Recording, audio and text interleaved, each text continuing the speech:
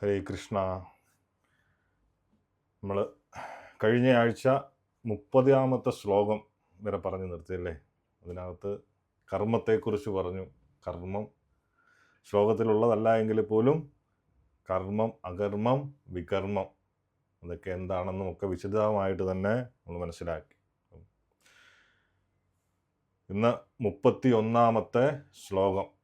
അതിൽ 31ാമത്തെ ശ്ലോകം മുതൽ 38ാമത്തെ ശ്ലോകം വരെ സ്വധർമ്മത്തിൻ്റെ പ്രാധാന്യം.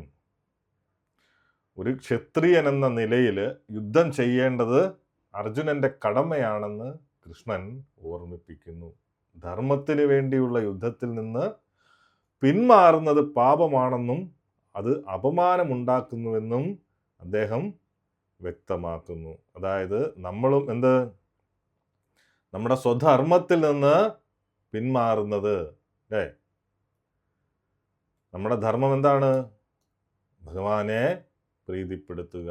അപ്പം അതുപോലെ തന്നെയാണ് സ്വന്തം ധർമ്മത്തിന് വേണ്ടിയുള്ള യുദ്ധത്തിൽ നിന്ന് പിന്മാറുന്നത് പാപമാണെന്നും അത് അപമാനമുണ്ടാക്കുമെന്നും ഭഗവാൻ ഇവിടെ വ്യക്തമാക്കുകയാണ്.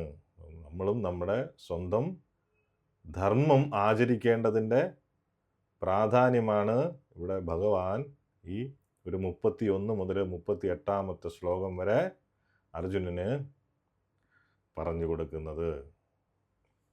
നമുക്ക് 31ാമത്തെ ശ്ലോകം. സ്വധർമ്മമഭിചാവേക്ഷ്യ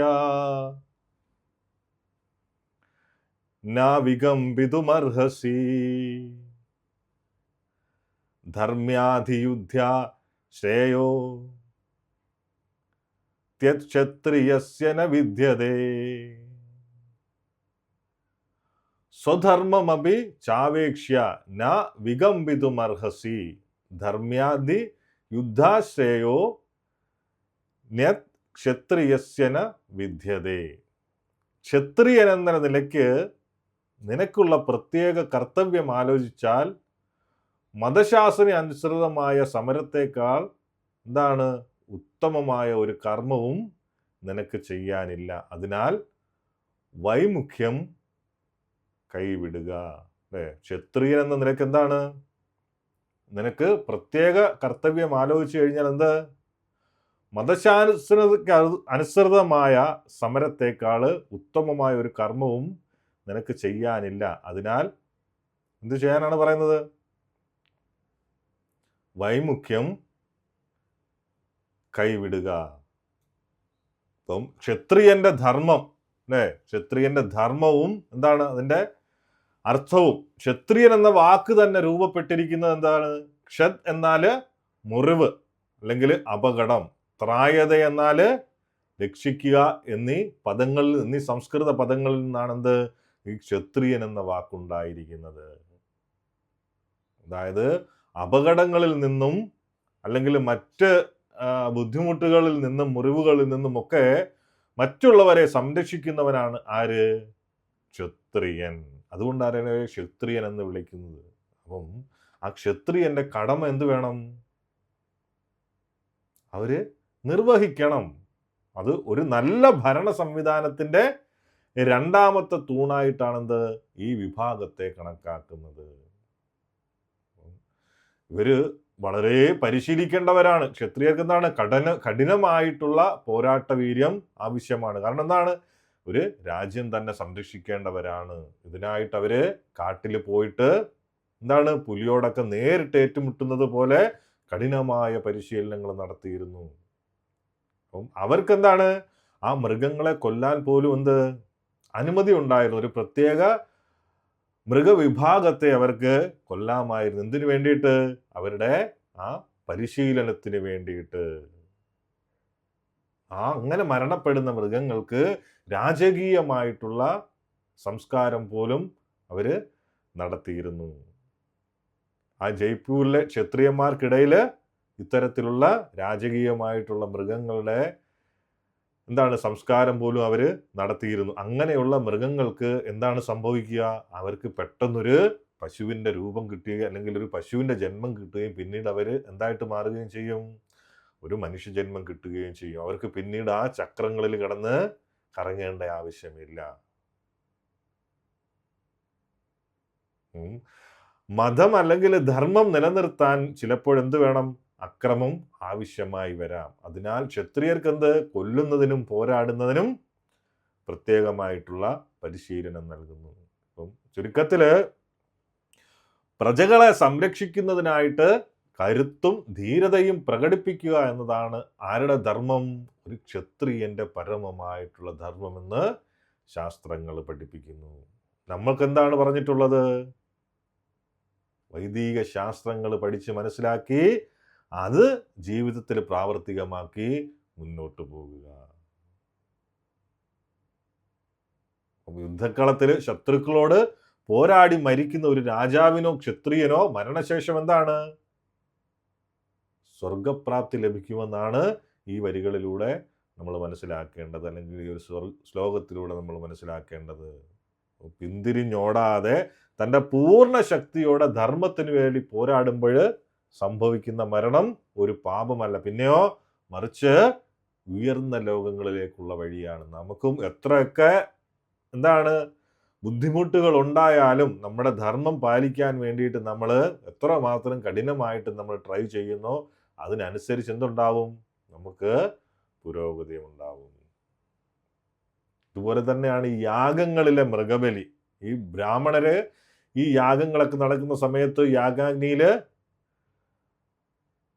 എന്താണ് മൃഗങ്ങളെ ബലി കൊടുക്കുന്നതിനെ ഇവിടെ ഈ ഒരു യുദ്ധത്തിലെ കൊലപാതകത്തോട് ഇവിടെ ഉപമിക്കുന്നു. ഇതിന് പിന്നിലെ യുക്തി ഇതാണ്. എന്ത്? ഈ യാഗങ്ങളിലെ മൃഗബലി എന്ന് പറഞ്ഞു കഴിഞ്ഞാൽ അതൊരു വേദമന്ത്രങ്ങളാൽ ശുദ്ധീകരിക്കപ്പെട്ടാണ് ആ കർമ്മം നടക്കുന്നത്. സാധാരണഗതിയിൽ ഒരു ജീവിക്ക് അല്ലെങ്കിൽ ഒരു ജീവജാലങ്ങൾക്ക് എന്താണുള്ളത്? ഒരു ജീവി ഒരു ജന്മത്തിൽ നിന്ന് മറ്റൊരു ജന്മത്തിലേക്ക് പരിണമിക്കാൻ വേണ്ടിയിട്ട് ദീർഘകാലമായിട്ടുള്ള സമയം എടുക്കില്ല, കോടാനുകോടി ജന്മങ്ങൾ എടുക്കേണ്ടി വരും. എന്നാൽ ഈ യാഗത്തിൽ അർപ്പിക്കപ്പെടുന്ന മൃഗത്തിന് ആ പരിണാമ പ്രക്രിയയുടെ ഇല്ലാതെ തന്നെ ഉടൻ തന്നെ ഒരു മനുഷ്യജന്മം ലഭിക്കുന്നു. ഇപ്പൊ പലരും പറയാറുണ്ട് അല്ലെ, ഇതിനെയൊക്കെ കോട്ട് ചെയ്തിട്ടും അല്ലെങ്കിൽ ഇതിനെയൊക്കെ വെച്ചിട്ടും പലരും സംസാരിക്കാറുണ്ട്, യാഗങ്ങളിൽ മൃഗബലി നടത്തുന്നു എന്നൊക്കെ പറഞ്ഞിട്ട്. പക്ഷെ ഇതൊക്കെ എന്താണ്? ആ വേദങ്ങളിൽ പറഞ്ഞിട്ടുള്ളതാണ്. അത് ആ ഒരു കാലഘട്ടത്തിലുള്ളതായിരുന്നു. പിന്നീട് എന്ത് സംഭവിച്ചു? ഈ മൃഗങ്ങളെ കൊല്ലാൻ വേണ്ടിയിട്ട് എന്താണ് യാഗങ്ങൾ സംഘടിപ്പിക്കാൻ തുടങ്ങി. അങ്ങനെയാണ് ആരുടെ? ശ്രീബുദ്ധൻ അവതരിക്കുന്നതും അത് നിർത്തലാക്കുന്നതുമൊക്കെ. അതൊക്കെ നമ്മൾ ഭഗവാന്റെ അവതാരങ്ങളിൽ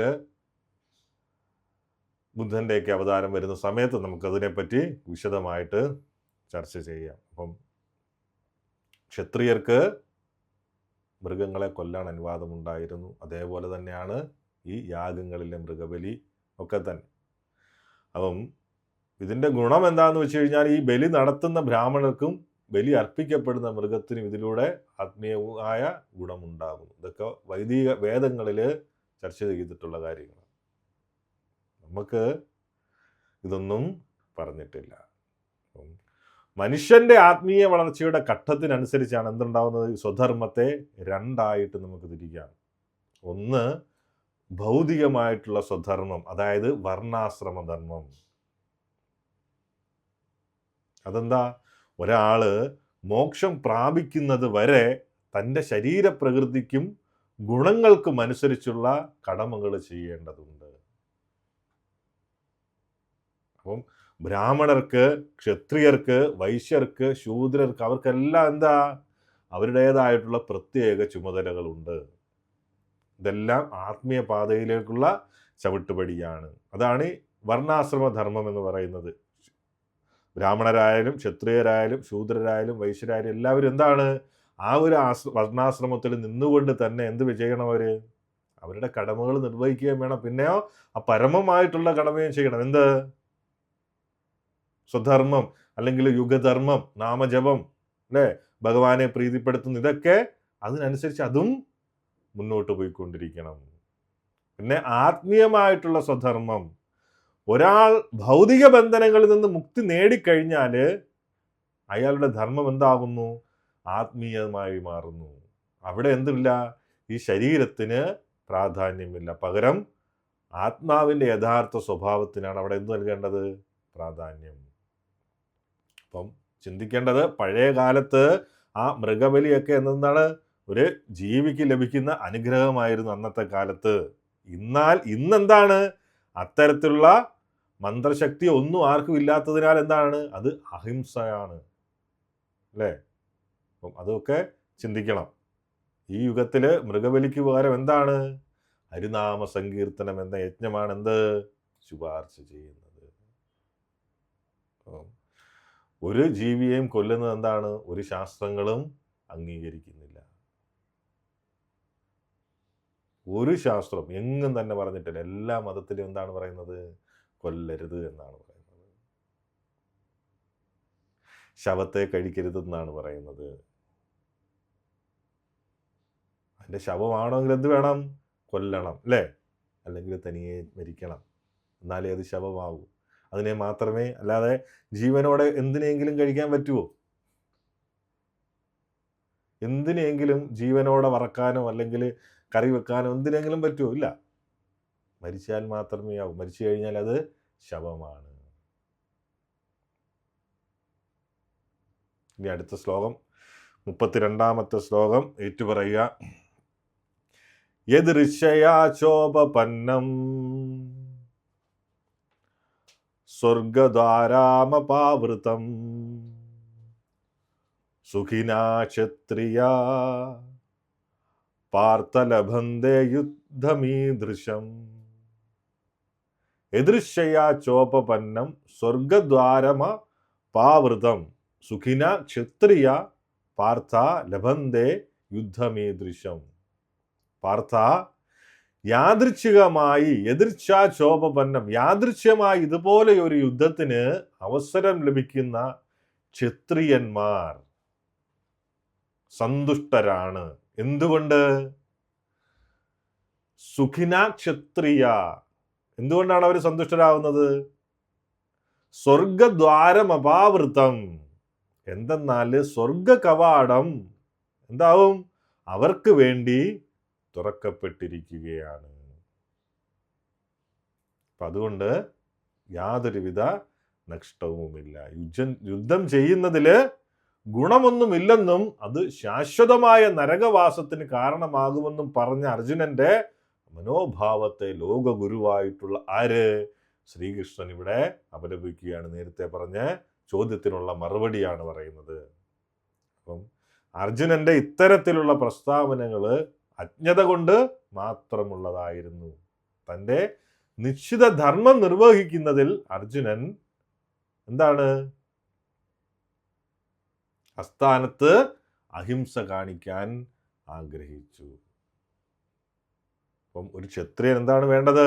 യുദ്ധക്കളത്തിൽ നിന്നുകൊണ്ട് അഹിംസയെക്കുറിച്ച് സംസാരിക്കുന്ന എന്താണ്? മൂഢത്വമാണ്, അല്ലേ? യുദ്ധക്കളത്തിൽ എന്താണ്? യുദ്ധം ചെയ്യാനാണ് വന്നിരിക്കുന്നത്. അപ്പം വ്യാസദേവന്റെ പിതാവായിട്ടുള്ള ആരാണ്? വ്യാസദേവന്റെ പിതാവ് പരാശരമുരി നൽകിയ പരാശര സ്മൃതിയിൽ ഇപ്രകാരം പറയുന്നത്: ക്ഷത്രിയോഹി പ്രജരക്ഷാൻ ശാസ്ത്ര പനി പ്രധാനതയാൻ നിർജീത്യ പരാസൈന്യാദി ശിതം ധർമ്മേന പാലയേത്. അതായത് പ്രജകളെ സംരക്ഷിക്കുന്നതിനായി ക്ഷത്രിയൻ കയ്യിൽ ആയുധമേന്തി ശിക്ഷ നടപ്പാക്കണം. ശത്രു സൈന്യങ്ങളെ കീഴടക്കി ധർമ്മപൂർവം എന്താണ്? ഭൂമി ഭരിക്കുക എന്നതാണ് എന്ത്? ഒരു ക്ഷത്രിയന്റെ ധർമ്മം എന്ന് പറയുന്നത്. അപ്പം എല്ലാ വശങ്ങളും പരിശോധിച്ചു കഴിഞ്ഞാൽ അർജുനൻ യുദ്ധത്തിൽ നിന്ന് പിന്മാറേണ്ട ഒരു കാരണവുമില്ല. എന്തുകൊണ്ടാ? യുദ്ധം ജയിച്ചാൽ രാജ്യം ഭരിക്കാം, മരിച്ചാലോ സ്വർഗവാതിലുകൾ അവനായി തുറന്നിരിക്കുന്നു. കാരണം ചുരുക്കത്തില് ഏത് വിധേനയും യുദ്ധം ആർക്കനുകൂലമാണ്? ഗുണകരമാണ്. അർജുനന് ഗുണകരമാണ്. അപ്പം ഓരോ വ്യക്തിക്കും സമൂഹത്തിൽ ഒരു ധർമ്മമുണ്ട്, അല്ലേ? ഒരു ഡോക്ടർ ശസ്ത്രക്രിയ നടത്തുമ്പോൾ രക്തം വരുന്നത് കണ്ട് ഭയന്നാൽ അത് രോഗിക്ക് ആപത്താണ്. അതുപോലെ നീതിക്ക് വേണ്ടിയുള്ള പോരാട്ടത്തിൽ ക്ഷത്രിയന്റെ ധർമ്മം എന്താണ്? ക്ഷത്രിയന്റെ ധർമ്മം ആയുധം എടുക്കുക എന്നുള്ളതാണ്. ആരുടെ ധർമ്മം? ഒരു ക്ഷത്രിയന്റെ ധർമ്മം. ആക്രമിയെ അല്ലെ ആക്രമിക്കാൻ വരുന്നവരെ തടയാതിരിക്കുന്നത് എന്ത്? അഹിംസയല്ല, മറിച്ച് എന്താണ്? അത് ഭീരുത്വമാണ്.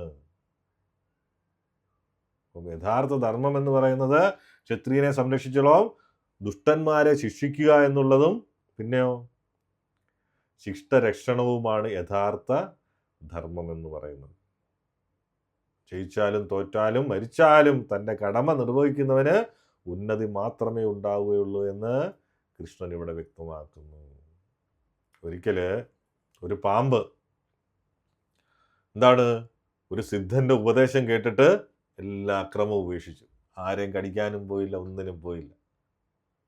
അങ്ങനെ ഒരിക്കൽ വഴിയിൽ കിടക്കുന്ന സമയത്ത് അതുവഴി പോയ കുട്ടികൾ എന്ത് ചെയ്യും? ആ പാമ്പിനെ ശരിക്കും ഉപദ്രവിക്കും. അപ്പം ഈ കുട്ടികൾക്ക് മനസ്സിലായി എന്ത്? അത് ഉപദ്രവിക്കത്തില്ല എന്ന് മനസ്സിലാക്കിയിട്ട് എന്ത് ചെയ്യും? അതിൻ്റെ വാലയിൽ പിടിച്ച് വലിക്കാനും കല്ലെറിയാനും അല്ലേ വാലിൽ പിടിച്ച് വലിക്കാനും ഒക്കെ തുടങ്ങി. പാമ്പ് അവശനായി തീർന്നു. കുറച്ച് കാലത്തിന് ശേഷം ആ സിദ്ധൻ തിരിച്ചെത്തിയ സമയത്ത് പാമ്പിൻ്റെ അവസ്ഥ കണ്ടിട്ട് കാര്യം അന്വേഷിക്കും. അപ്പോൾ പാമ്പ് പറയും, അങ്ങ് പറഞ്ഞതുപോലെ ഞാൻ എന്ത് ചെയ്തു? അഹിംസ പാലിച്ചു. അപ്പോഴ് എല്ലാവരും എന്നെ ഉപദ്രവിച്ചു.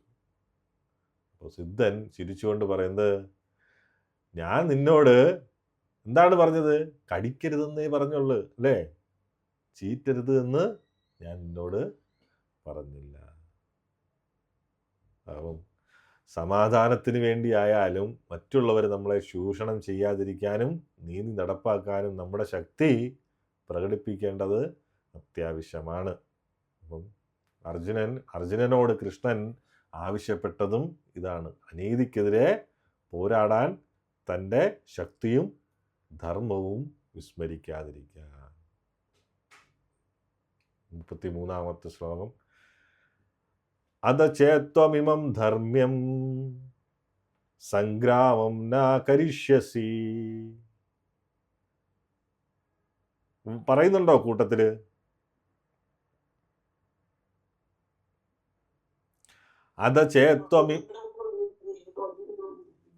അദചേത്വമിമം ധർമ്മ്യം സംഗ്രാമം ന കരിഷ്യസി തദസ്വധർമ്മം കീർത്തിം ച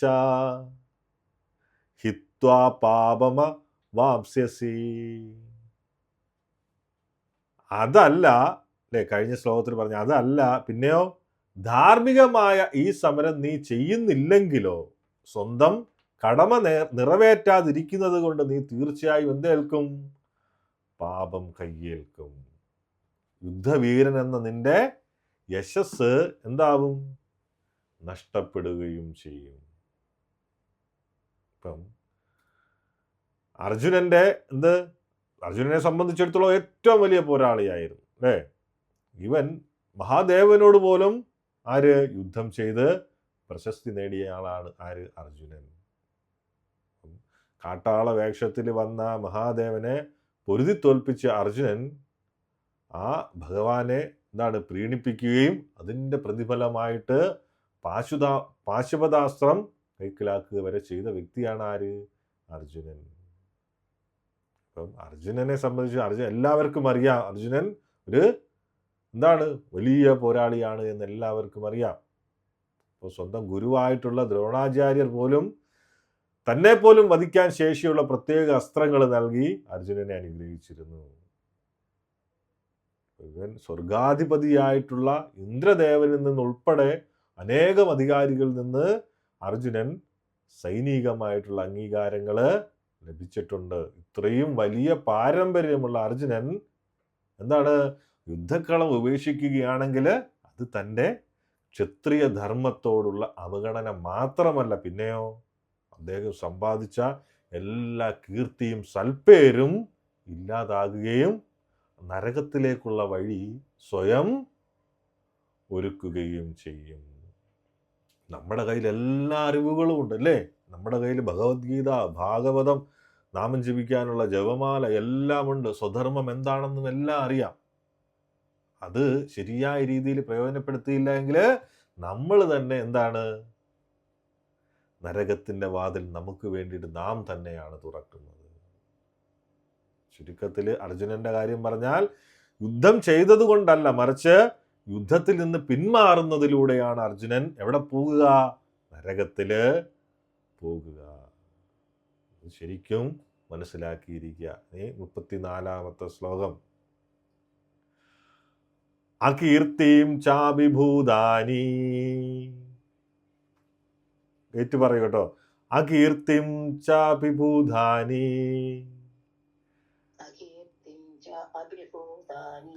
കഥയിഷ്യന്തി തേ അവ്യയാം സംഭാവിതസ്യ ചാകീർത്തിർ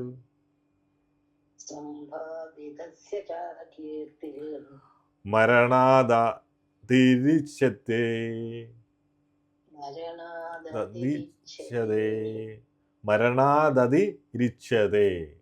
ജനങ്ങളെല്ലാം നിന്നെ പഴിക്കും. കീർത്തിം ചാഭിഭൂതാനി. പിന്നെയോ ഒരു മാന്യ വ്യക്തിക്ക് മരണത്തേക്കാൾ ദുസ്സഹമാണ് എന്ത്, അപമാനം എന്ന് പറയുന്നത്. മരണാദ തിരിച്ചതേ, ജനങ്ങളെല്ലാം നിന്നെ പഴിക്കും. ഒരു മാന്യ വ്യക്തിക്ക് മരണത്തേക്കാൾ ദുസ്സഹമാണെന്ത്, അപമാനം. അപ്പം നമുക്കറിയാം ഈ അപമാനവും എന്താണ് എന്ന്. ഒരു വ്യക്തിയുടെ വ്യക്തിത്വം അയാളുടെ ജീവനേക്കാൾ വിലപ്പെട്ടതാണ്.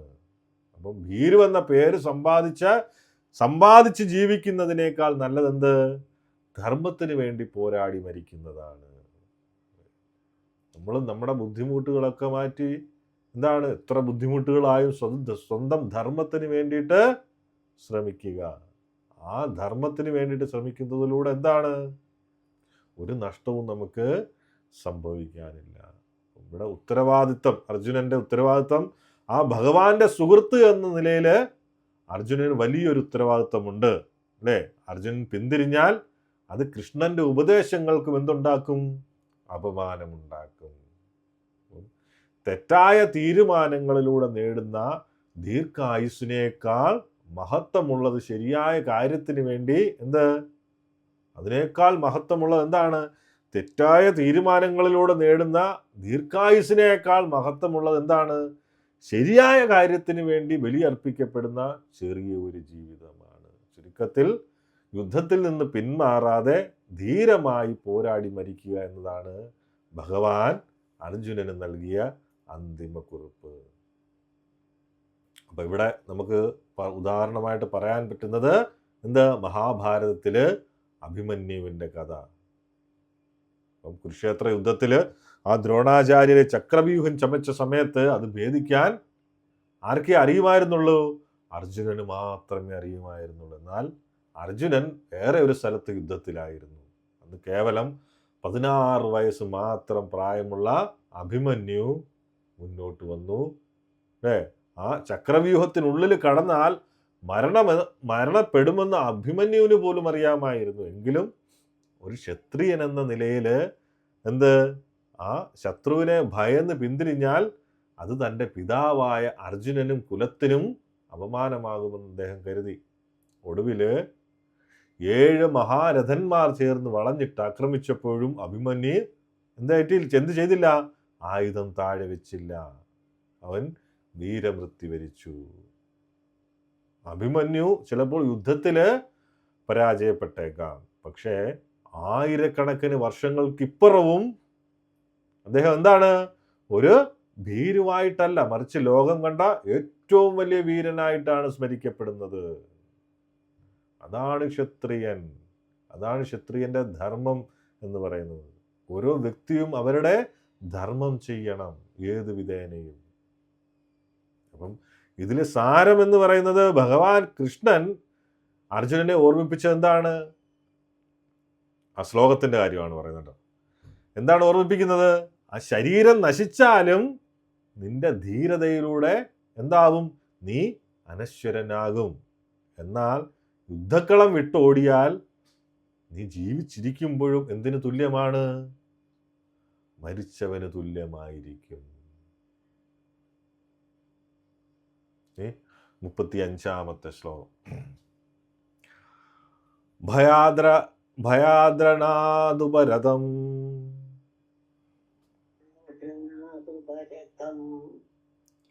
മാംസ്യന്തേ ത്വാം മഹാരഥാ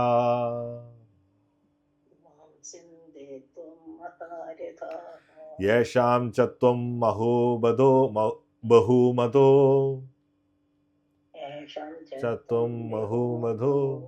ഭൂത്വാ യാസ്യസി ലാഘവം.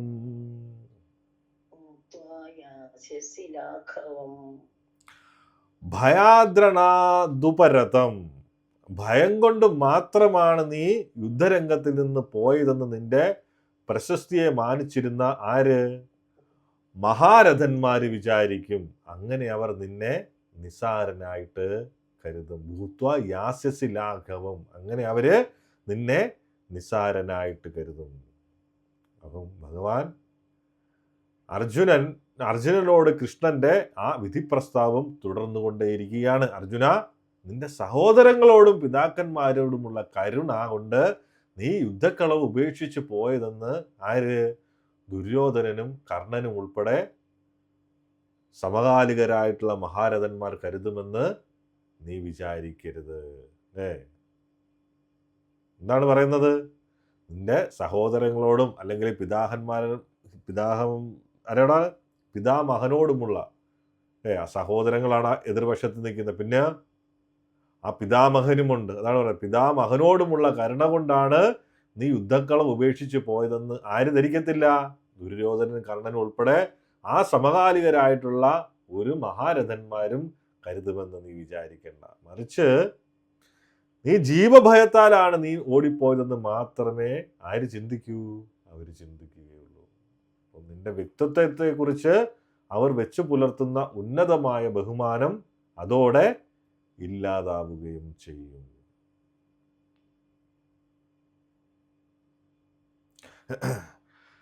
അടുത്ത ശ്ലോകം. അവ്യാച്യവാദാം ച ബഹൂൻ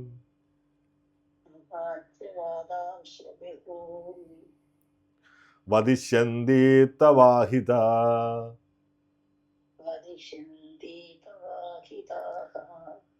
നിന്ദന്തസ്തവ സമർത്ഥ്യം തവ സാമർത്ഥ്യം തദോ ദുഃഖാതരം നുഖിം.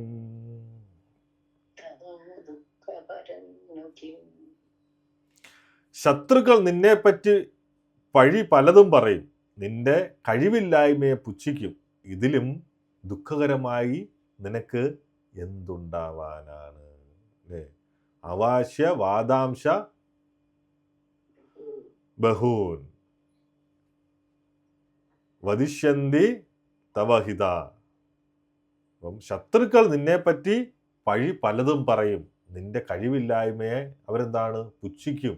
ഇതിലും ദുഃഖകരമായി നിനക്ക് എന്തുണ്ടാവാനാണ്?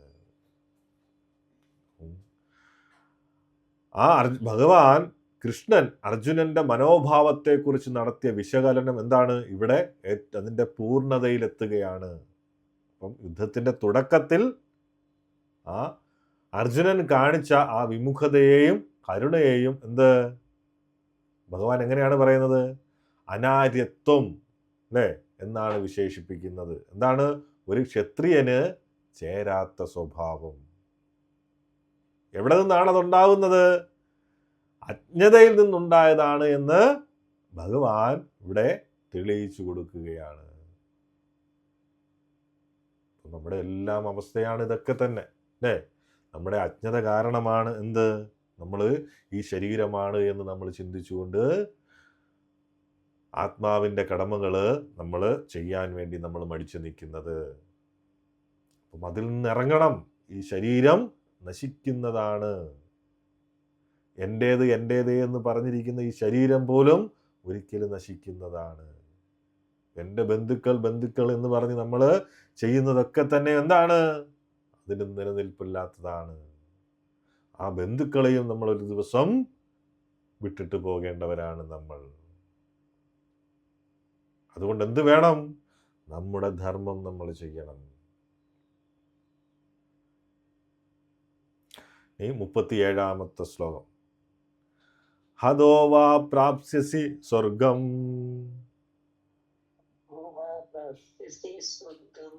ജിത്വാ ഭോഷ്യസേ മഹീം തസ്മാദുത്തിഷ്ഠ കൗന്ദേയ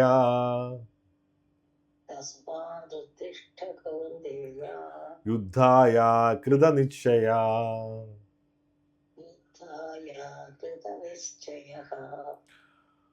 കുന്തിപുത്ര, ഒന്നുകിൽ നീ ഈ യുദ്ധത്തിൽ കൊല്ലപ്പെട്ട് എന്താകും? സ്വർഗം പോകും. അല്ലേ? ഹതോ വാ പ്രാപ്സ്യസി സ്വർഗം. ഇല്ലെങ്കിൽ എന്താണ്?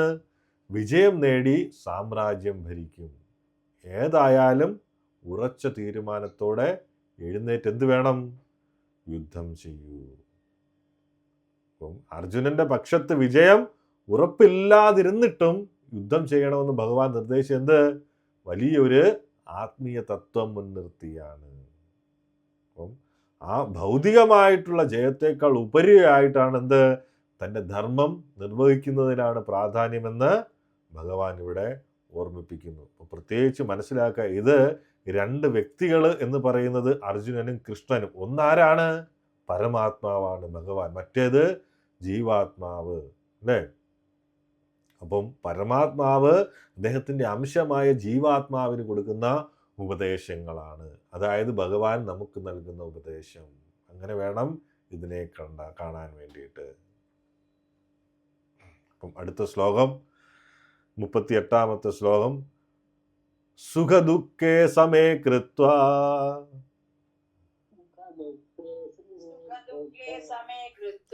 ലാഭാലാഭൗ ജയാ ജയൗ തദോ യുദ്ധായ യുജ്യസ്വ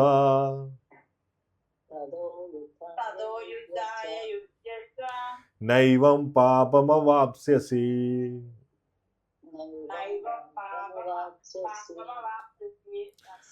യുദ്ധത്തിന് വേണ്ടി മാത്രം നീ യുദ്ധം ചെയ്യുക. ഫലം സന്തുഷ്ടിയോ സന്താപമോ നഷ്ടമോ ലാഭമോ ജയമോ തോൽവിയോ എന്നതിനെക്കുറിച്ച് നീ ഓർക്കരുത്. എന്നാൽ നിനക്ക് ഒരിക്കലും എന്തേൽക്കില്ല? പാപമേൽക്കില്ല. നമ്മളും എന്താണ്? യുദ്ധത്തിന് വേണ്ടി മാത്രം ചെയ്യുക, അല്ലെ? തൻ്റെ കടമയ്ക്ക് വേണ്ടിയിട്ട് മാത്രം അത് ചെയ്യുക. ഫലം ചിലപ്പോൾ സന്തുഷ്ടമോ സന്താപമോ നഷ്ടമോ ലാഭമോ ജയമോ തോൽവിയോ എന്തുമായിക്കൊള്ളട്ടെ, അതിനെക്കുറിച്ച് ഓർക്കാതെ ഇരിക്കുക. സ്വന്തം കടമ നിർവഹിക്കുക. രാവിലെ എണ്ണീറ്റ് നാമം ജപിക്കുക. ആ നാമം ജപിച്ചത് കൊണ്ട് എന്ത് കിട്ടും എന്നതിനെക്കുറിച്ച് ഓർക്കേണ്ട കാര്യമില്ല. എന്തുകൊണ്ടാണ്? അത് ധർമ്മമാണ്, ഭഗവാൻ പറഞ്ഞിരിക്കുന്നതാണ്. ആ രീതിയിൽ ചിന്തിച്ച് ചെയ്താൽ എന്താണ്? ഒരിക്കലും പാപമേൽക്കില്ല എന്നാണ് പറയുന്നത്. നമ്മൾ എന്താണ് ചിന്തിക്കുന്നത്? നമ്മൾ എന്ത് ചെയ്താലും എന്ത് ലാഭം കിട്ടുമെന്നാണ് നമ്മുടെ ചിന്ത, അല്ലേ? ഒരു 2 റൗണ്ട് മാല ജപിച്ചു കഴിഞ്ഞാൽ അന്ന് ചിലപ്പോൾ ഒരു 10 രൂപ അധികം എവിടുന്നെങ്കിലും കിട്ടുമോ? അല്ലെങ്കിൽ അന്ന് സന്തോഷമുണ്ടാകുമോ? അതുണ്ടായില്ലാലും എന്ത് ചെയ്യും? പിറ്റേന്ന് അതും നിർത്തും. അപ്പം നമ്മുടെ ധർമ്മം ചെയ്യുന്ന സമയത്ത് എന്ത് വേണം? അത് ചെയ്തുകൊണ്ടേയിരിക്കുക. അത് പ്രിസ്ക്രൈബ്ഡ് ഡ്യൂട്ടിയാണ്. നമ്മളത് ചെയ്യേണ്ട ഡ്യൂട്ടിയാണ്. അതിലുണ്ടാവുന്ന എന്ത് അതിനെക്കുറിച്ച് ഓർക്കുകയേ ചെയ്യരുത്. അങ്ങനെയാണ് എങ്കിൽ ഒരിക്കലും ഇവിടെ നമുക്ക് നഷ്ടത്തെക്കുറിച്ച് ചിന്തിക്കേണ്ട ആവശ്യം വരികയില്ല. ഭഗവാൻ അർജുനനോട് നേരിട്ട് തന്നെ പറയുകയാണ്, എന്ത്? താൻ ഈ യുദ്ധം ആഗ്രഹിക്കുന്നത് കൊണ്ട് മാത്രം അർജുൻ യുദ്ധം ചെയ്യണമെന്ന്. ആര്? ഭഗവാൻ കൃഷ്ണൻ പറയുകയാണ്, എന്ത്? താൻ ഈ യുദ്ധം ആഗ്രഹിക്കുന്നത് കൊണ്ട് മാത്രം അർജുന് യുദ്ധം ചെയ്യണമെന്ന്. കൃഷ്ണാവബോധത്തോടെയുള്ള പ്രവർത്തനങ്ങളിൽ എന്തുണ്ടാവില്ല? സുഖമോ ദുഃഖമോ ലാഭമോ നഷ്ടമോ ജയമോ പരാജയമോ പരിഗണിക്കേണ്ടതില്ല. കൃഷ്ണാവബോധം എന്നുദ്ദേശിക്കുന്നത് ഭഗവാന്റെ വാക്കുകൾ അതേപടി അനുസരിക്കുന്നത് കൊണ്ട് എന്താവില്ല? ഈ സുഖമായാലും ദുഃഖമായാലും ലാഭമായാലും നഷ്ടമോ ജയമോ പരാജയമോ ഇതൊന്നും നമ്മൾ പരിഗണിക്കേണ്ടതില്ല എന്നാണ് പറയുന്നത്. എന്തുകൊണ്ടാത്? എല്ലാം കൃഷ്ണന് വേണ്ടി ചെയ്യുന്നത് എന്ന ബോധമാണ് അതീന്ദ്രിയമായിട്ടുള്ള ബോധം.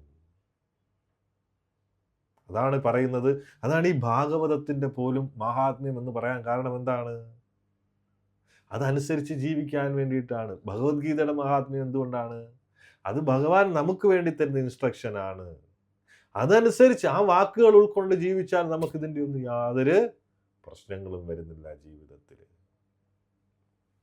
അപ്പം അത്തരം പ്രവൃത്തികൾക്ക് ഭൗതികമായ പ്രതികരണങ്ങൾ ഉണ്ടാകില്ല. ആ ചെയ്യുന്ന പ്രവൃത്തികൾക്ക് ഭൗതികപരമായിട്ട് ഉള്ള ഒരു കാര്യങ്ങളും നമ്മൾ ഏൽക്കില്ല എന്നാണ് പറയുന്നത്. ഒരു പാപമോ ഒന്നും നമ്മളെ ഏൽക്കില്ല.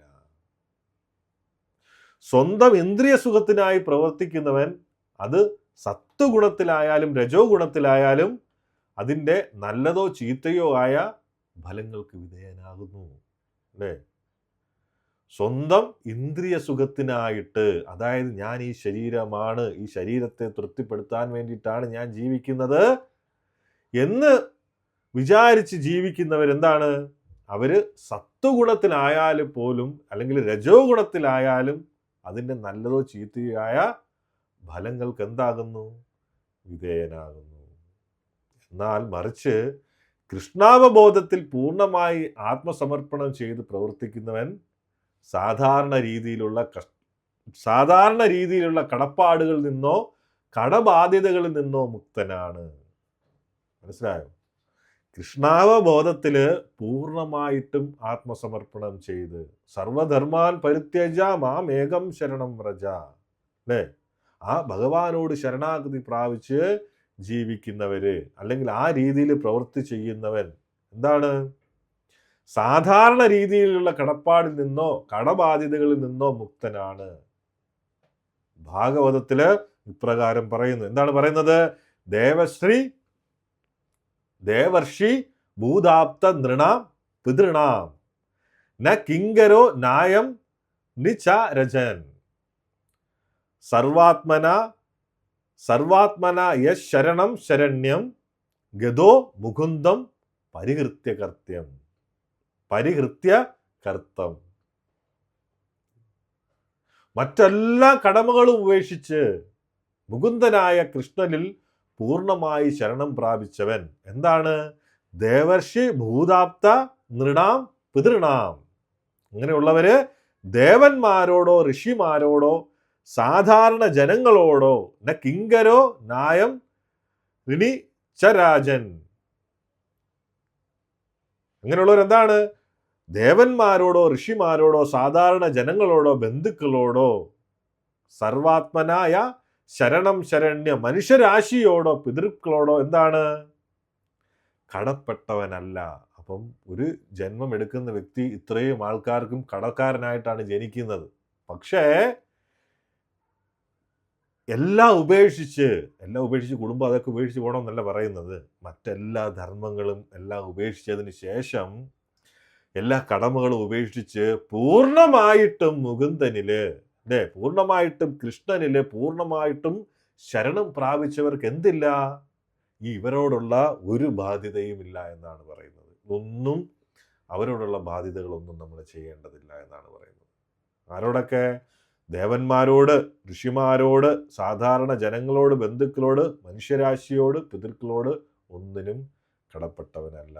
ഭാഗവതം 11-ാം സ്കന്ധം 5-ാം അധ്യായം 41-ാമത്തെ ശ്ലോകം എന്ന് പറയുന്നു. കാരണം അതാണ് കൃഷ്ണാവബോധത്തിൻ്റെ മേന്മ എന്ന് പറയുന്നത്. അതുകൊണ്ടാണ് പറയുന്നത് നമ്മളെ രക്ഷിക്കാൻ ഭഗവാന് മാത്രമേ പറ്റൂ.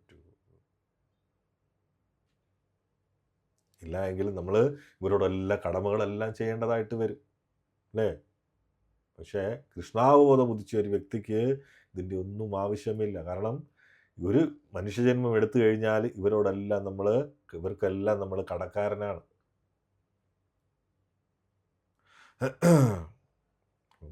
ആ 38-ാമത്തെ ശ്ലോകത്തിലാണ് ഈ ഒരു 38-ാമത്തെ ശ്ലോകത്തിലാണ് ഭഗവാൻ പ്രധാനമായിട്ടും ഈ ഒരു ഉപദേശം നൽകുന്നത്. എന്താണ് നൽകുന്നത്? സുഖദുഃഖേ സമയകൃത്വ ലാഭോ ജയോ തതോ യുദ്ധായ യുജ്യസ്യ നൈവം പാപമവാപ്സ്യസി. അപ്പം ഇങ്ങനെയൊക്കെ പറഞ്ഞ് ഇങ്ങനെ വികാരപരമായ തളർച്ചയിൽ നിന്ന് യുക്തിപരമായിട്ടുള്ള ധർമ്മബോധത്തിലേക്ക് അർജുനനെ ഭഗവാൻ നയിക്കുകയാണ്. സുഖവും ദുഃഖവും ലാഭവും നഷ്ടവും ജയവും പരാജയവും എല്ലാം എങ്ങനെ കാണണം? ഒരേപോലെ കാണണം. ഇതിനെയാണ് എന്ത് വിളിക്കുന്നത്? നിഷ്കാമ കർമ്മം എന്ന് വിളിക്കുന്നത്. ഫലത്തെക്കുറിച്ച് ചിന്തിക്കാതെ കടമയിൽ മാത്രം ശ്രദ്ധ കേന്ദ്രീകരിക്കുമ്പോൾ എന്തില്ലാതാകുന്നു? ഭയമില്ലാതാകുന്നു.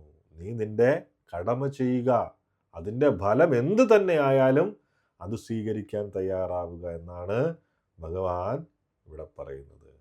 നിഷ്കാമ കർമ്മം എന്ന് പറഞ്ഞു കഴിഞ്ഞാൽ എന്താണ്? ഫലേച്ഛ കൂടാതെ ഭഗവാന്റെ ആജ്ഞ അനുസരിച്ച് പ്രവർത്തിക്കുമ്പോൾ എന്താവും? ആ കർമ്മം നമ്മെ ബാധിക്കുകയില്ല. കഴിഞ്ഞ ക്ലാസ്സിൽ ഇതിനെക്കുറിച്ച് പറഞ്ഞ അല്ലേ? പിന്നെ എന്താണ്? നൃണമുക്തി. സാധാരണഗതിയിൽ നാം ദേവന്മാരോടും പിതൃക്കളോടും സമൂഹത്തോടും കടപ്പെട്ടവരാണ്. പഞ്ചമഹായജ്ഞങ്ങൾ വഴി ഇതൊക്കെ തീർക്കേണ്ടതാണ്. നമ്മൾ പണ്ടൊക്കെ അങ്ങനെ ചെയ്തിരുന്നു. എന്നാൽ ഭഗവാനിൽ ശരണം പ്രാപിക്കുന്നതോടെ ഈ കടപ്പാടുകളെല്ലാം ഭഗവാൻ തന്നെ ഏറ്റെടുക്കുന്നു. ഭഗവാന്റെ ഭക്തരുടെ ഈ കടപ്പാടുകളെല്ലാം ആരേറ്റെടുക്കുന്നു? ഭഗവാൻ തന്നെ ഏറ്റെടുക്കുന്നു. ഇവിടെയാണ് ആത്മസമർപ്പണം എന്ന് പറയുന്നത്. എന്ത്? ഒരു ചെടിയുടെ വേരിന് വെള്ളം ഒഴിക്കുന്ന സമയത്ത് കൊമ്പുകൾക്കും ഇലകൾക്കും തനിയെ വെള്ളം ലഭിക്കുന്നത് പോലെ ഭഗവാനെ സേവിക്കുന്നതിലൂടെ എന്താണ്? മറ്റെല്ലാ കടമകളും പൂർത്തിയാകുന്നു. ഭഗവാനെ ചുറ്റിപ്പറ്റിയാണ് ഋഷിമാരും ദേവന്മാരും എല്ലാം നിൽക്കുന്നത്. അപ്പം അതുകൊണ്ട് ആ ഭഗവാനെ നമ്മൾ സേവിക്കുന്നതിലൂടെ ബാക്കി കടമകളെല്ലാം തനിയെ പൂർത്തിയാകുന്നു. അപ്പം ഒരിക്കൽ ഒരാളൊരു മനോഹരമായിട്ടുള്ള പൂന്തോട്ടം നിർമ്മിക്കും. അതിൽ അനേകം മരങ്ങളും ചെടികളും ഉണ്ടായിരുന്നു. ഓരോ ദിവസവും അയാൾ ഇലയിലും ഓരോ പൂവിലും പ്രത്യേകം വെള്ളം ഒഴിക്കാൻ ശ്രമിച്ചു. പക്ഷേ എന്ത് സംഭവിച്ചു? ആ മരങ്ങൾ വാടിക്കൊണ്ടിരുന്നു. അതുവഴി പോയ ഒരു വഴിപോക്കനായിട്ടുള്ള സന്യാസി പറയും, സുഹൃത്തെ, നീ ഓരോ ഇലയിലും വെള്ളം തളിക്കേണ്ടതില്ല, പകരം ആ മരത്തിൻ്റെ വേരിന് വെള്ളം ഒഴിക്കുക. അപ്പോൾ എല്ലാ ഇലകളിലും പൂക്കളിലും എന്താവും? തനിയെ ജീവനെത്തും. ഇതിൻ്റെ സാരം എന്ന് പറയുന്നത് നമ്മുടെ ജീവിതത്തിലെ വേര് ആരാണ്? ഭഗവാനാണ്. നമ്മുടെ പിതാവാരാണ്? ഭഗവാനാണ്. കുടുംബം, സമൂഹം, രാജ്യം എന്നിനെയെല്ലാം എന്തായിട്ട് കാണണം? ആ മരത്തിൻ്റെ കൊമ്പുകൾ പോലെയാണ്. ഭഗവാനിൽ ശരണം പ്രാപിച്ച് അവിടുത്തെ പ്രീതിക്കായി പ്രവർത്തിക്കുന്നവൻ എന്ത്? അല്ലെങ്കിൽ ആ വെള്ളം ഒഴിക്കുന്നവൻ മറ്റുള്ളവരെല്ലാമുള്ള കടമകൾ അറിയാതെ തന്നെ നിറവേറ്റുന്നു. അർജുനൻ കൃഷ്ണന്റെ വാക്ക് കേട്ട് ആ യുദ്ധം ചെയ്യുന്നത് ലോക നന്മയ്ക്കും ധർമ്മ സംരക്ഷണത്തിനും വേണ്ടിയായതിനാൽ അത് അർജുനന്റെ എല്ലാ കടമകളുടെയും എന്തായിട്ട് മാറുന്നു? പൂർത്തീകരണമായിട്ട് മാറുന്നു.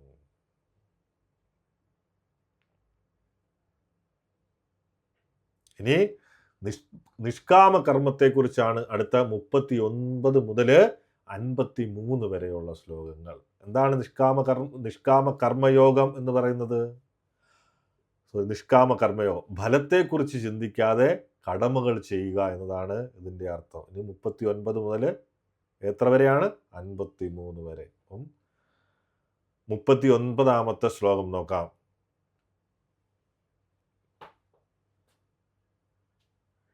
യേശാദേ അഭിഹിത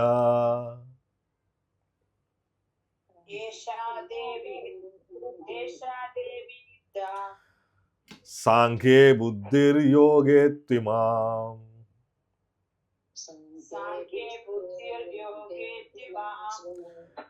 ശൃണു ബുദ്ധ്യാ യുക്തോ യയാ പാർത്ഥ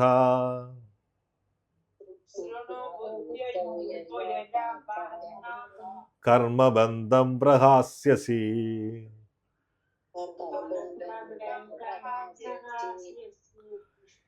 ഇതുവരെ അപഗ്രഥനാത്മകമായ പഠനത്തിലൂടെ ആ ജ്ഞാനത്തെ പറ്റി നിനക്ക് ഞാൻ വിവരിച്ചു തന്നു.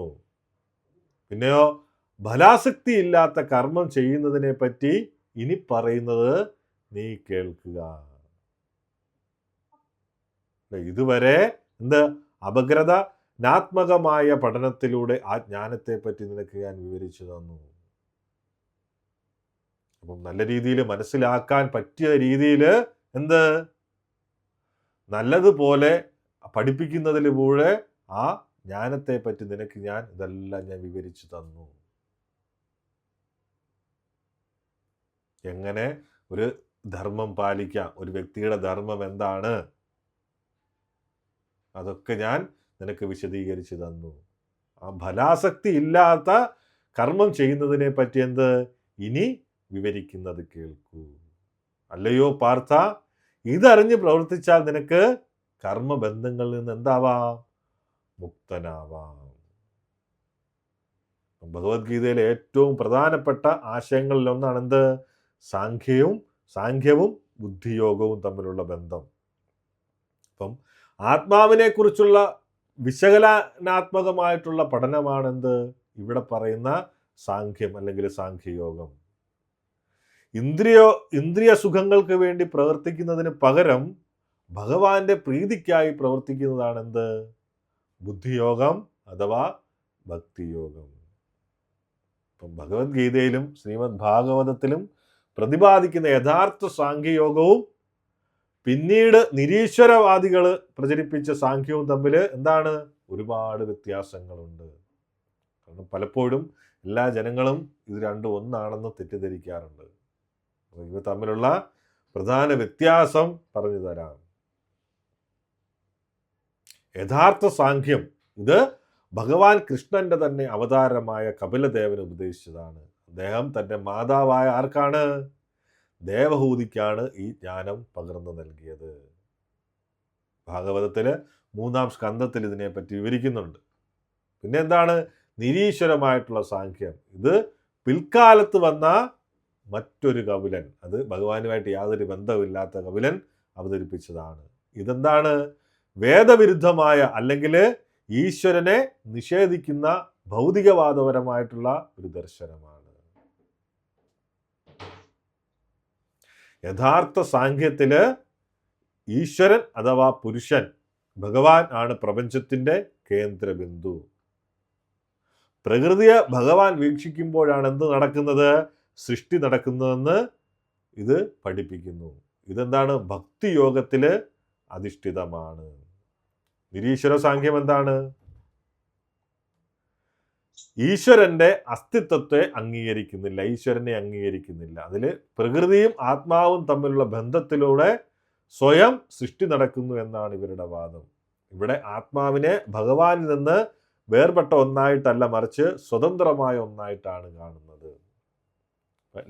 യഥാർത്ഥ സാഖ്യത്തിന്റെ ലക്ഷ്യം ശരീരവും ആത്മാവും തമ്മിലുള്ള വ്യത്യാസം മനസ്സിലാക്കി ആത്മാവ് ഭഗവാന്റെ നിത്യദാസനാണെന്ന് തിരിച്ചറിഞ്ഞ് ആ ഭക്തിയിലൂടെ ഭഗവാനിലേക്ക് മടങ്ങുക എന്നതാണ് ഇതിൻ്റെ ലക്ഷ്യം.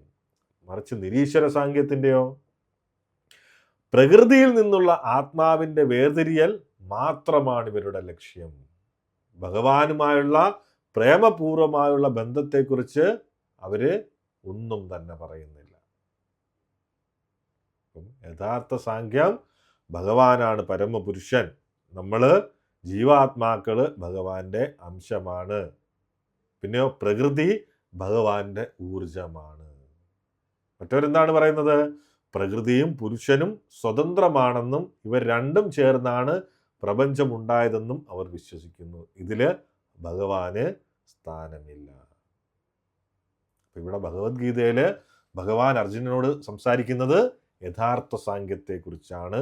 ആത്മാവിൻ്റെ നിത്യതയെക്കുറിച്ചും ശരീരത്തിൻ്റെ നശ്വരതയെക്കുറിച്ചും വിവരിച്ചുകൊണ്ട് അർജുനനെ ഭക്തിയുടെ പാദത്തിലേക്ക് നയിക്കുക എന്നതാണ് ആരുടെ ലക്ഷ്യം? ഭഗവാന്റെ ലക്ഷ്യം. അതുകൊണ്ടാണ് പണ്ഡിതന്മാർ പറയുന്നത് സാഖ്യവും ഭക്തിയും ഒന്നാണ് എന്ന്. മനസ്സിലാക്കുക. ഏത് സാഖ്യം? ഭഗവാന്റെ അവതാരമായിട്ടുള്ള കപിലദേവൻ പറഞ്ഞിട്ടുള്ള സാഖ്യം. സ്വന്തം ഇന്ദ്രിയ സുഖത്തിന് വേണ്ടി പ്രവർത്തിക്കാതെ, ബുദ്ധിയോഗം എന്ന് പറയുന്നത് സ്വന്തം ഇന്ദ്രിയ സുഖത്തിന് വേണ്ടി പ്രവർത്തിക്കാതെ ഭഗവാന്റെ സന്തോഷത്തിനായി ബുദ്ധിപൂർവം പ്രവർത്തിക്കുന്നതിനെയാണ് പറയുന്നത്? ബുദ്ധിയോഗം. ഇത് തന്നെയാണ് കർമ്മയോഗവും ഭക്തിയോഗവും. ഇവിടെ സാഖ്യം എന്ന് പറയുന്നത് നിരുക്തി അല്ലേ അനുസരിച്ച്, വേദനിഘണ്ടു അനുസരിച്ച് കാര്യങ്ങളെ വിശദമായി വിവരിക്കുന്നതിനാണ് എന്ത് സാഖ്യം.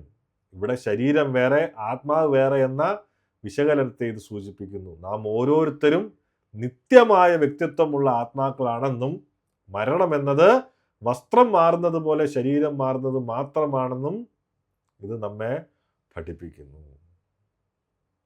എന്താണ്? നാം എല്ലാവരും നിത്യമായ വ്യക്തികളാണ്, നിത്യമായ ആത്മാക്കളാണ്. മരണം എന്നത് എന്താണ്?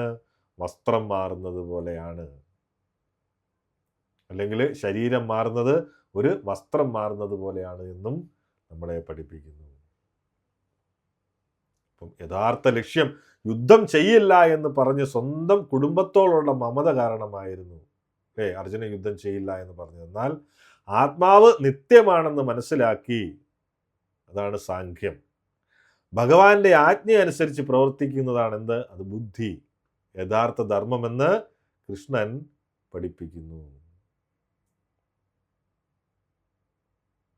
ആത്മീയ ജ്ഞാനവും സേവനം അല്ലെ, ആത്മീയ ജ്ഞാനം എന്ന് പറയുന്നത് സാഖ്യം, സേവനം എന്ന് പറയുന്നത് ബുദ്ധിയോഗം എങ്ങനെ ഒത്തുപോകുന്നു എന്ന് ഒരു ചെറിയ കഥയിലൂടെ മനസ്സിലാക്കാം. ഒരിക്കൽ ഒരു മഹാരാജാവിന് വളരെ വിശ്വസ്തനായിട്ടുള്ള ഒരു മന്ത്രി ഉണ്ടായിരുന്നു.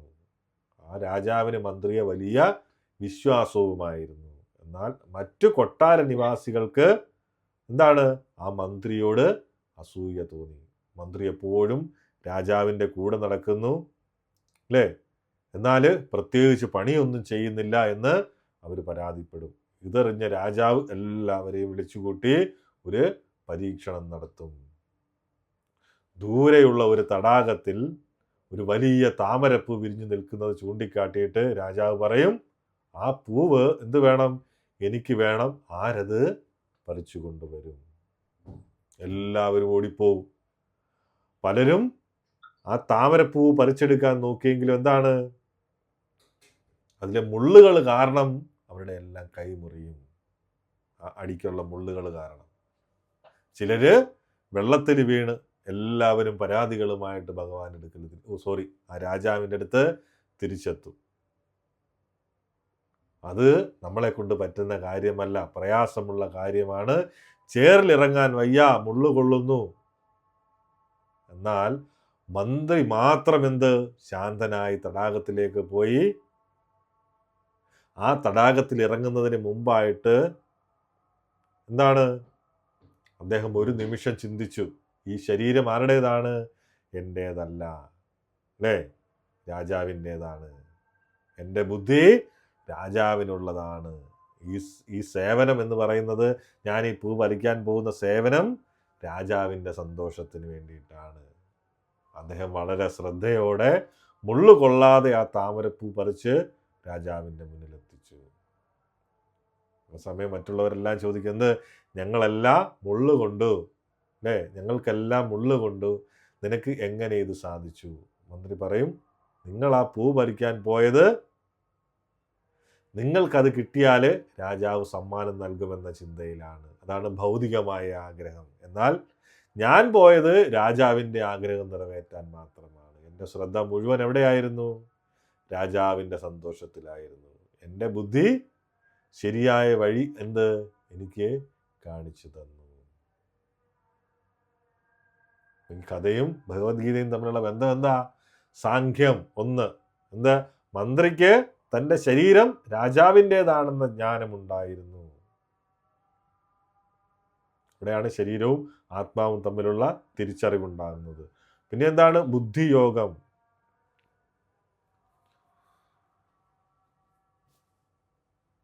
സ്വന്തം നേട്ടത്തിന് പകരം രാജാവിൻ്റെ സംതൃപ്തിക്കായിട്ടെന്ത് അദ്ദേഹം പ്രവർത്തിച്ചു. ഇതിനെയാണ് ഭഗവാൻ ബുദ്ധിയോഗം എന്ന് പറയുന്നത്. നമ്മുടെ ജീവിതത്തിൽ നാം ചെയ്യുന്ന ജോലികൾ ഭഗവാന്റെ സന്തോഷത്തിനായി സമർപ്പിക്കുമ്പോഴത് ബുദ്ധിയോഗമായി മാറുന്നു. അപ്പോഴെന്താണ്? എത്ര കഠിനമായിട്ടുള്ള കാര്യങ്ങൾ ചെയ്യാൻ പോലും എന്ത് നമുക്കത് ആനന്ദത്തോടെ ചെയ്യാൻ വേണ്ടിയിട്ട് സാധിക്കും. ഈ ജ്ഞാനം ലഭിക്കുമ്പോൾ ലൗകികമായ ബന്ധനങ്ങളിൽ നിന്ന് മുക്തനായി ഒരാൾക്ക് പരമമായ ശാന്തി ലഭിക്കുന്നു. അർജുനൻ തൻ്റെ വ്യക്തിപരമായ താല്പര്യങ്ങൾ ഉപേക്ഷിച്ച് എന്താണ് കൃഷ്ണന്റെ സന്തോഷത്തിനായിട്ട് യുദ്ധം ചെയ്യാൻ തയ്യാറായതും ഈ ബുദ്ധിയോഗം സ്വീകരിച്ചത് കൊണ്ടാണ്. 40ാമത്തെ ശ്ലോകം. നേഹാഭിക്രമനാശോസ്തി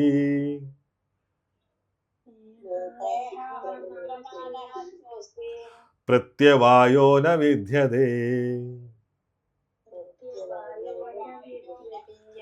സ്വൽപമപ്യസ്യ ധർമ്മസ്യ ത്രായതേ മഹദോ ഭയാത്.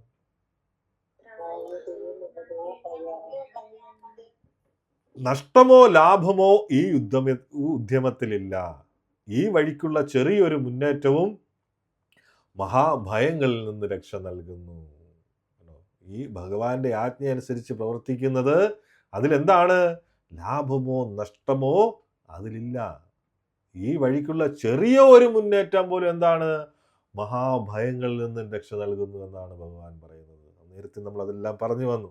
അപ്പം കൃഷ്ണാവബോധത്തോടെയുള്ള പ്രവർത്തനങ്ങൾ, അതായത് ഇന്ദ്രിയങ്ങൾ പ്രതീക്ഷിക്കാതെ, ഇന്ദ്രിയ സുഖങ്ങൾ പ്രതീക്ഷിക്കാതെ ഭഗവാന്റെ പ്രീതിക്കായി മാത്രം ചെയ്യുന്ന കർമ്മങ്ങൾ എന്താണ്? ഏറ്റവും ഉന്നത തലത്തിലുള്ളതാണ്. അപ്പം ഭൗതികപരമായിട്ടുള്ള പ്രവൃത്തികളിൽ 100% വിജയം കൈവരിച്ചില്ലെങ്കിൽ എന്താണ്? ആ പരിശ്രമം പാഴായി പോകുന്നു. എന്നാൽ ആത്മീയമായിട്ടുള്ള പാതയിൽ അങ്ങനെയൊന്നില്ല. അപ്പം ഭൗതികമായിട്ടുള്ള ഒരു ജോലി നാം പാതി വഴിയിൽ നിർത്തിയാൽ എന്താണ്? അത് പരാജയമായി കണക്കാക്കപ്പെടുന്നു. എന്നാൽ കൃഷ്ണാവബോധത്തോടെ ചെയ്യുന്ന കാര്യങ്ങൾ ഒരിക്കലും നഷ്ടപ്പെടുന്നില്ല. നിങ്ങൾ 1% പൂർത്തിയാക്കിയതെങ്കിൽ പോലും അടുത്ത ജന്മത്തിൽ അല്ലെങ്കിൽ അടുത്ത അവസരത്തിൽ നിങ്ങൾക്ക് എന്താണ്? 2% നിന്ന് തുടങ്ങിയാൽ മതി. ബാക്കി 99% നിങ്ങൾ ആത്മീയ സമ്പാദ്യമായിട്ട് എവിടെ ഉണ്ടാകും? കൂടെ ഉണ്ടാകും. ഇത്തവണ നാമം ജപിച്ച് അല്ലെങ്കിൽ അത് പൂർത്തീകരിക്കാൻ പറ്റിയില്ല എങ്കിൽ പോലും അതിനകത്ത് നഷ്ടം എന്നൊരു കാര്യമില്ല. കാരണം അടുത്ത ജന്മം ഒരു മനുഷ്യജന്മം തന്നെ കിട്ടുകയും, അല്ലേ, നമ്മൾ എവിടെ നിന്ന് നിർത്തിയോ അവിടെ നിന്ന് നമുക്ക് ബാക്കി തുടങ്ങാനും പറ്റും. അജാമളന്റെ കഥ നമുക്ക് എല്ലാവർക്കും അറിയാവുന്നതാണ് ഭാഗവതത്തിൽ. എന്താണ്? ബ്രാഹ്മണനായിട്ട് ജനിച്ചു. ആ ബ്രാഹ്മണരുടെ എല്ലാ ഗുണങ്ങളോടും കൂടി, എല്ലാ എന്താണ് പറയുന്നത്, ആചാരങ്ങളോടും കൂടി ജീവിച്ചു 22ാമത്തെ വയസ്സ് വരെ. പക്ഷെ പെട്ടെന്നൊരു ദിവസം ഇതെല്ലാം ഉപേക്ഷിച്ച് എന്താണ്? ഭൗതികപരമായിട്ടുള്ള ആഗ്രഹത്തിന്റെ പുറകിൽ പോകുകയും അവസാനം മരണസമയത്ത് ഇതുകൊണ്ടല്ല എങ്കിൽ പോലും അദ്ദേഹത്തിന്റെ മകനെ നാരായണ എന്ന് വിളിച്ചതിന്റെ പേരിൽ ഭഗവാൻ വന്ന് രക്ഷപ്പെടുത്തുകയും ചെയ്തു. എന്തുകൊണ്ടാണ്? അത്രയും കാലം അദ്ദേഹം ചെയ്തിരിക്കുന്നതിൻ്റെ ആ ഗുണമാണ് അതിനകത്ത് കാണാൻ സാധിച്ചത്. ആ കഥ എല്ലാവർക്കും അറിയാവുന്നതാണ്. അതുകൊണ്ട് അതിലേക്ക് കൂടുതൽ പോകുന്നില്ല.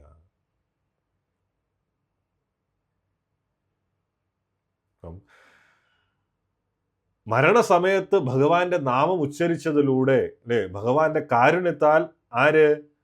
അജാമളന് 100% ഫലമാണ് ലഭിച്ചത്. അപ്പൊ ഇവിടെ ഈ നേരത്തെ സൂചിപ്പിച്ച ഒരു കാര്യത്തില് ആ ഭാഗവതത്തില് ഒരു വളരെ മനോഹരമായിട്ടുള്ള ഒരു ശ്ലോകമുണ്ട്. തിക്ത്വാ സ്വധർമ്മം ചരണാഭുജം ഹരേർ ഭജന്ന പക്വേത പദേ തദോ യതി യത്ര ക്വ വാഭ ഭ്രമഭൂത മുഷ്യ കിംകോ വാർത്ത ആപ്തോ ഭജതാം സ്വധർമ്മത. ഒരാൾ തൻ്റെ സ്വാഭാവിക കർമ്മങ്ങൾ ഉപേക്ഷിച്ച് കൃഷ്ണാവബോധത്തിൽ വ്യാപരിക്കുകയും അവിചാരിതമായി പരാജയപ്പെടുകയും ചെയ്താലും അയാൾക്ക് എന്ത് നഷ്ടമാണ് സംഭവിക്കുക? അതേസമയം ഭൗതികപരമായിട്ടുള്ള എല്ലാ കാര്യങ്ങളും ചെയ്താലും എന്ത് ഗുണമാണ് ലഭിക്കുക? അല്ലേ? ശരീരമാണ് എന്ന് ചിന്തിച്ച് ചെയ്യുന്ന കാര്യങ്ങളൊക്കെ ചെയ്തിട്ട് എന്ത് ഗുണം ലഭിക്കും? ഒരു ഗുണവുമില്ല. പക്ഷേ കൃഷ്ണാവബോധത്തില് അല്ലെങ്കിൽ ഭഗവാന്റെ കാര്യങ്ങൾ ചെയ്യുന്നതിലൂടെ അവർക്ക് എന്ത് നഷ്ടമാണ് സംഭവിക്കുക? ഒരു നഷ്ടവും അവർക്ക് സംഭവിക്കാനില്ല. ക്രൈസ്തവരും ചിന്തിക്കുന്നതാണ്. അവരുടെ ചിന്ത എന്താണ്? ഒരാൾ ഈ ലോകം മുഴുവൻ നേടിയാലും സ്വന്തം ശാശ്വതമായ ആത്മാവ് നഷ്ടപ്പെട്ടാൽ എന്താണ്? അയാൾക്ക് എന്താണ് ലാഭം?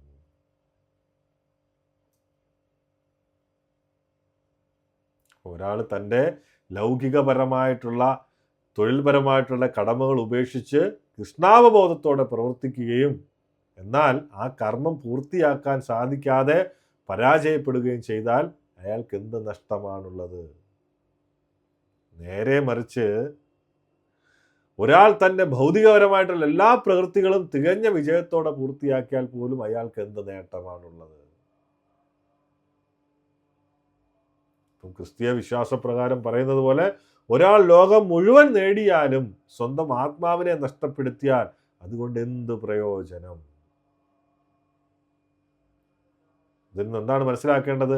ഭൗതികപരമായിട്ടുള്ള പ്രവർത്തനങ്ങളും അവയുടെ ഫലങ്ങളും ശരീരത്തോടൊപ്പം അവസാനിക്കുന്നു. പക്ഷെ ഫലം എന്ന് പറയുന്നത് എന്താണ്? അത് കർമ്മമായിട്ട് കൂടിക്കൊണ്ടേയിരിക്കും.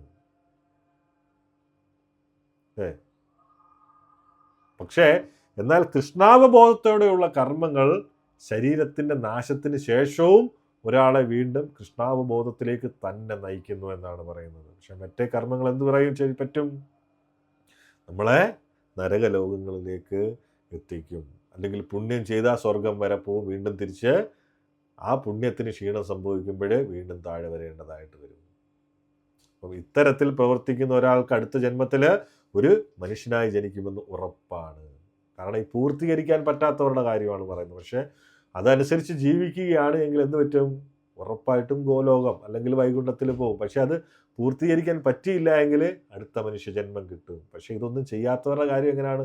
വീണ്ടും നീചമായ യോനികളിൽ പോയി ജന്മമെടുക്കേണ്ടതായിട്ട് വരും. വീണ്ടും കോടാനുകോടി ജന്മമെടുത്തതിന് ശേഷമായിരിക്കും ഒരു മനുഷ്യജന്മം കിട്ടുക.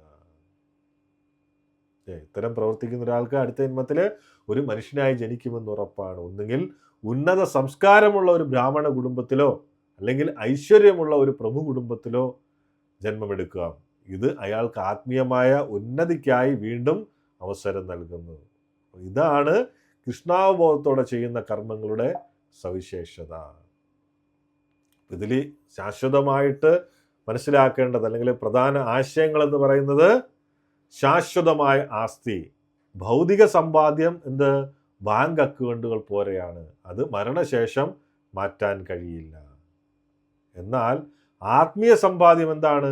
ഒരു ആത്മീയ ക്രെഡിറ്റ് പോലെയാണ്. അത് അടുത്ത ജന്മത്തിലും എന്താകും? ലഭ്യമാകും. പതനമില്ലാത്ത പാത. ആത്മീയ പാതയിൽ ഒരാൾ പരാജയപ്പെട്ടാൽ പോലും അയാൾക്ക് താഴേക്ക് പോകുന്നില്ല. ഭഗവാൻ ഗീതയിൽ ഉറപ്പ് നൽകുന്നത് പോലെ അത്തരക്കാർക്ക് അനുകൂലമായ സാഹചര്യങ്ങൾ വീണ്ടും ജനിക്കാൻ, അത്തരക്കാർക്ക് അനുകൂലമായ സാഹചര്യത്തിൽ വീണ്ടും ജനിക്കാൻ വേണ്ടിയിട്ട് അവസരം നൽകുന്നു. ലക്ഷ്യബോധം. ലോകം മുഴുവൻ കീഴടക്കിയാലും ആത്മീയമായിട്ടുള്ള ഉണർവ് ഇല്ലാത്തവൻ എന്താണ്? ശൂന്യനാണ്. കാരണം ആത്മാവിൻ്റെ സംതൃപ്തിയാണ് എന്ത്? പരമമായിട്ടുള്ള ലാഭം. ഭൗതികപരമായിട്ടുള്ള കാര്യങ്ങളിൽ 100% വിജയിച്ചില്ലെങ്കിൽ അത് 0 ഫലം നൽകുന്നു. എന്നാൽ ഭക്തിയിൽ 1% ചെയ്താൽ പോലും അത് ശാശ്വതമായിട്ടുള്ള ഫലം നൽകുന്നു. അതുകൊണ്ടാണ് പറയുന്നത് എന്ത്? ആത്മീയ കർമ്മങ്ങൾ ഏറ്റവും സുരക്ഷിതമായ നിക്ഷേപമായി കണക്കാക്കപ്പെടുന്നത്. ചില ശ്ലോകങ്ങൾ വായിക്കുമ്പം ചില ഇത് വരുന്നുണ്ട്. കാരണം ഇത് മലയാളം ശ്ലോകമായത് കാരണം വായിക്കാൻ ഇച്ചിരി ബുദ്ധിമുട്ട്.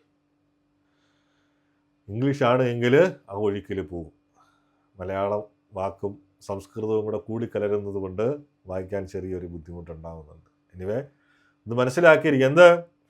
ഭൗതികപരമായിട്ടുള്ള കാര്യങ്ങളിൽ 100% വിജയിച്ചില്ലെങ്കിൽ എന്താണ്? അത് 0 ഫലമാണ്. ഇവൻ വിജയിച്ചാലും എന്ത് സംഭവിക്കും? ഈ ശരീരത്തോടെ അത് പോകും. അതിൽ നിന്നുള്ള ഫലം പിന്നീട് നമ്മൾ എന്താണോ അതിൻ്റെ ഫലം നമ്മൾ അനുഭവിക്കേണ്ടതായിട്ടും വരും. പക്ഷേ അത് ഏത് രീതിയിൽ? നെഗറ്റീവ് രീതിയിൽ. എന്നാൽ ഭക്തിയിൽ ചെയ്യുന്ന കാര്യങ്ങൾ അത് 1% ചെയ്താൽ പോലും എന്ത്? അത് ശാശ്വതമായിട്ടുള്ള ഫലം നൽകുന്നു. അതൊരിക്കലും നഷ്ടപ്പെടുകയില്ല. മനസ്സിലായി? അത് നമ്മുടെ എപ്പോഴും നമ്മളോടൊപ്പം ഉണ്ടാകും. അതുകൊണ്ടാണ് ആത്മീയ കർമ്മങ്ങൾ ഏറ്റവും സുരക്ഷിതമായ നിക്ഷേപമായിട്ട് കണക്കാക്കപ്പെടുന്നത്. അപ്പോൾ എല്ലാവരും എന്ത് വേണം? കുറച്ചെങ്കിലും ചെയ്താൽ എന്താണ്? നമുക്കതിനുള്ള ഫലം തീർച്ചയായിട്ടും ഉണ്ടാവും, ലഭിക്കും. നമ്മളെന്താണ്? നമ്മൾ ആത്മീയമാണ്, ഭഗവാന്റെ അംശമാണ് നമ്മൾ ഒരിക്കലും ഈ ശരീരം എന്ന് പറയുന്നത് എന്താണ്? മെറ്റീരിയലാണ്, ഭൗതികമാണ്. ഭഗവാൻ ഇവിടെ നിലനിൽക്കാൻ വേണ്ടി സൃഷ്ടിച്ച ഒരു വസ്തു മാത്രമാണ്.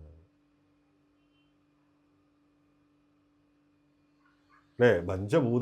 പഞ്ചഭൂതങ്ങളാല് നിർമ്മിച്ച വെറും വസ്തു മാത്രമാണ് ഇത് നമ്മുടെ സ്വന്തമല്ല. ഈ ശരീരം നമുക്ക് സ്വന്തം എന്ന് പറയാൻ എന്താണ്? നമ്മളെന്ന് പറയുന്നത് ആത്മാവാണ്. അതിനു വേണ്ടി എന്ത് ചെയ്യുന്നു? അത് മാത്രമേ നിലനിൽക്കുകയുള്ളൂ.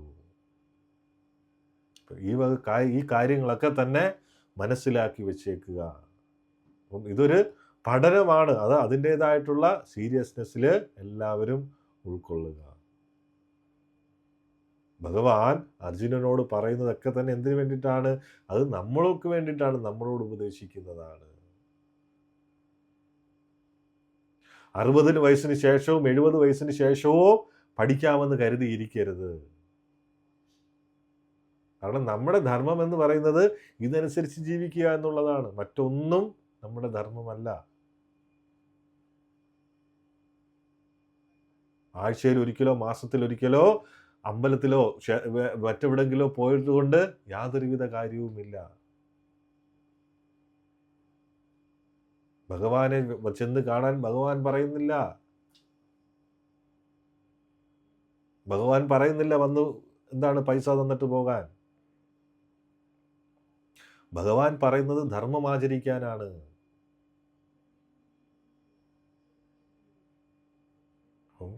ഇതെല്ലാവരും മനസ്സിലാക്കി ജീവിതത്തിൽ പ്രാവർത്തികമായിട്ട് എന്താണ്? ഇതിൽ പറഞ്ഞില്ലേ, സ്വല്പമെങ്കിലും നമ്മുടെ ആത്മാർത്ഥത കാണിച്ചു കൊടുക്കുക ഭഗവാന്. അതിനെല്ലാവർക്കും സാധിക്കട്ടെ. അതിന് ഭഗവാന്റെ എല്ലാ അനുഗ്രഹങ്ങളും ഉണ്ടാവട്ടെ. ഹരേ കൃഷ്ണ.